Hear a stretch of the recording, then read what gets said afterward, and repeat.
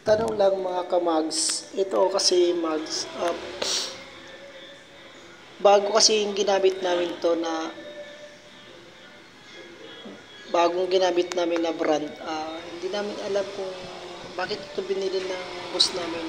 Kikita nyo naman kung gaano kalagkit tong brand na to. Eh no, ina-apply na ng body ko. Yan no, napakalagkit. Napakalagkit ng ina-apply niya. So nahirapan kami dyan kasi marami kaming ginagawa dyan, pero ayun no. So ayun ang ginagawa ko,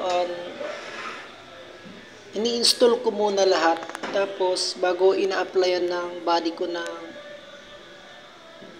band, adhesive band, bago ko dinidikit. Ang order ko naman dyan sa amo ko ay ang power band, kasi yun ang lagi ko talagang ginagamit sa mga, pero nanibago ako dito sa order ng amo ko na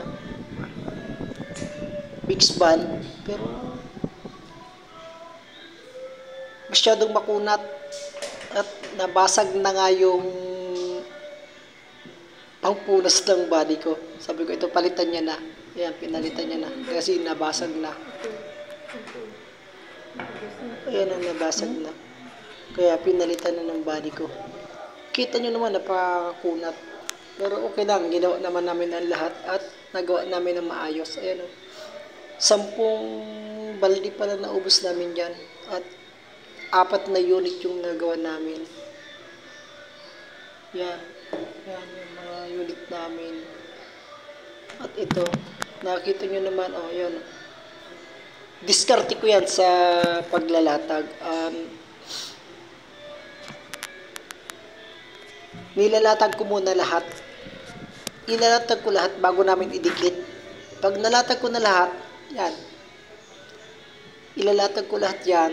At pag nalatag ko lahat, yung may mga angat, ayusin namin, tapos ilalatag na ilalatag. Pag na-fix na namin, saka namin yung dinidikit para mabilis yung trabaho.